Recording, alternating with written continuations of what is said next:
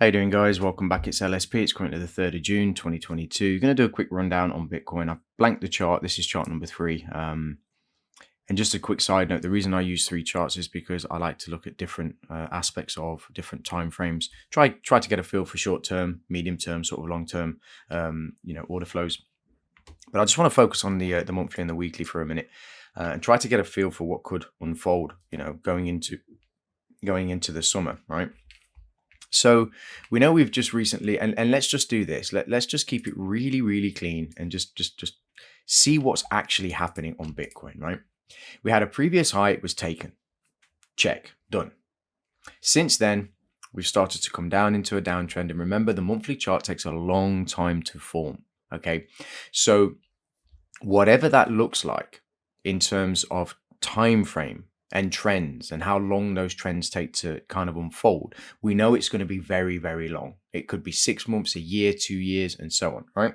Just looking at this initial impulse just here, for example, was 1, 2, 3, 4, 5, 6, almost 7 months, right?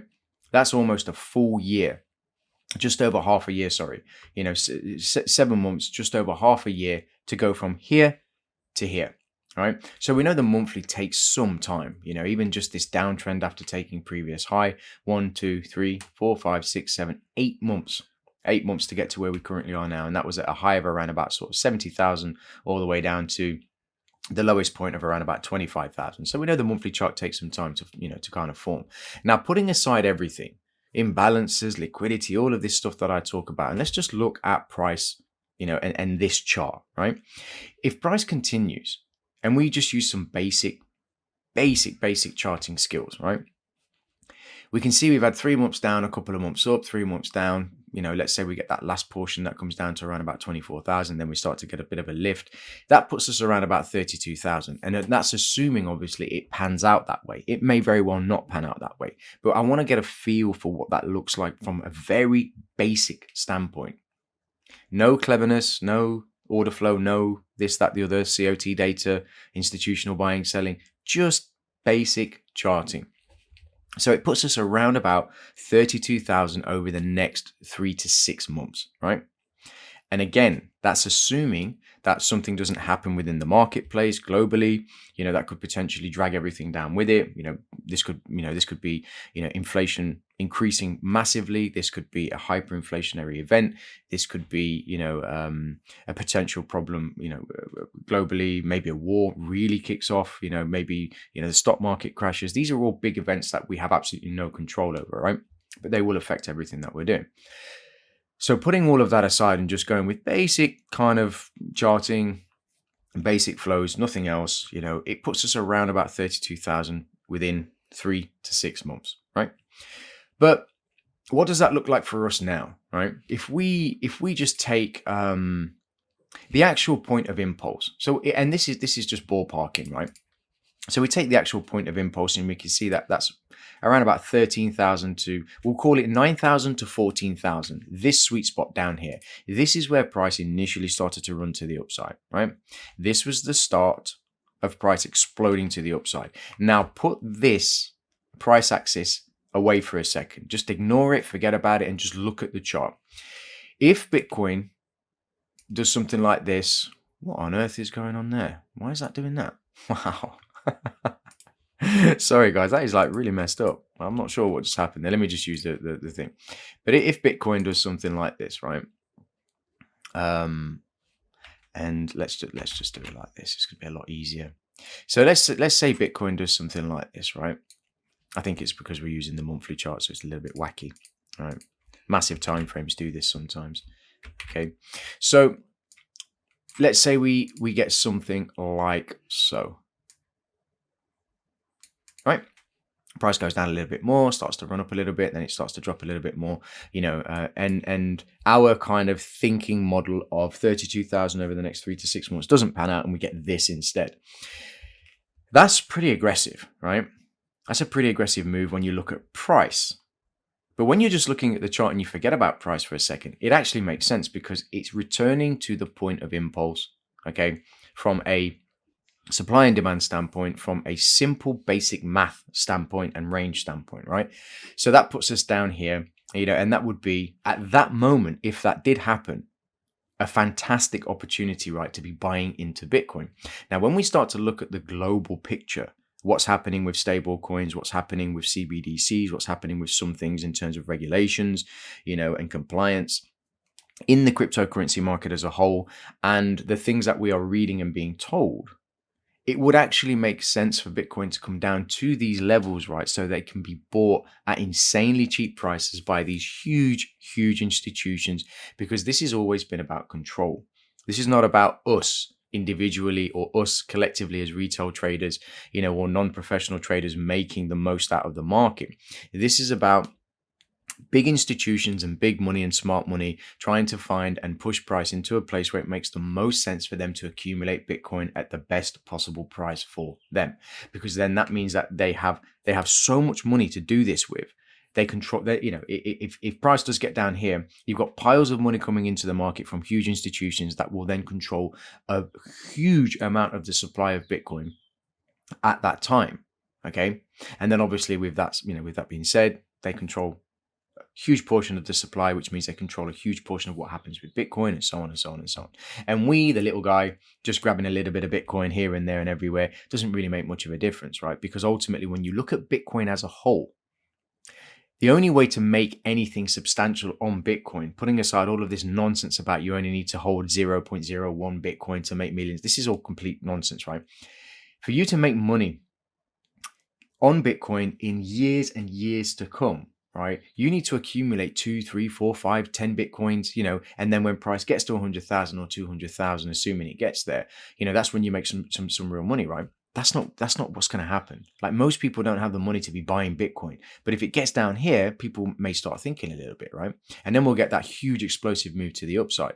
So the point of this video really is not to give an update on what the market's doing right now. It's to try to feel what could potentially be coming in the future. When we look at the monthly chart like this, there is nothing stopping price getting down here. Nothing. This impulse to the upside has just left it's just left a bunch of imbalances behind that need to be rebalanced. And the full rebalance point will be down here right at the point of impulse, right? So if we drop down to the weekly chart, we're all familiar with this weekly chart now. What does that look like in terms of price moving into these areas, and then stopping along the way, if that's what's going to happen, right?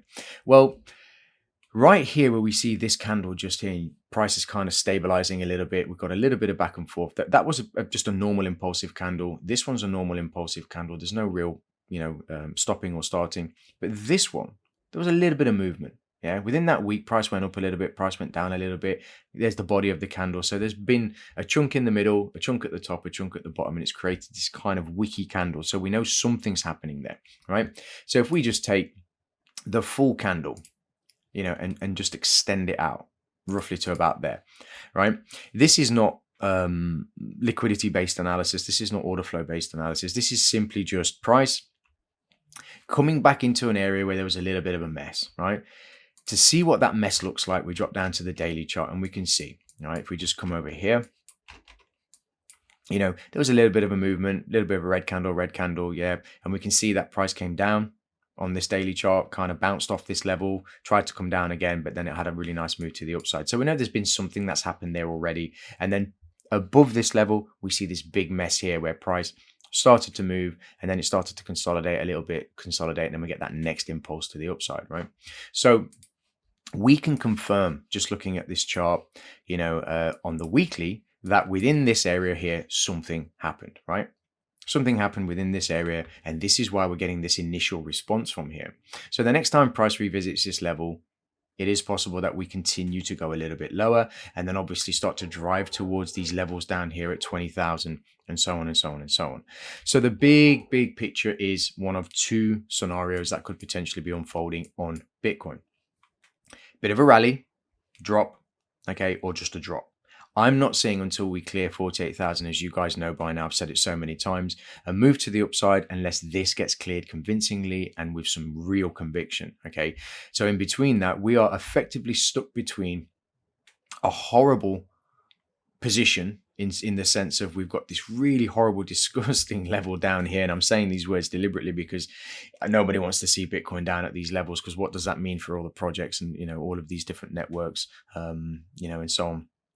or blockchains, Ethereum and Polygon, and the Binance Smart Chain, and all the projects that are on all of these blockchains. If Bitcoin ends up down here, there's not going to be a lot of projects left, I don't think, right? So nobody wants to see that. But having said that, there is a lot that Bitcoin needs to get through before we would even consider ending up down here.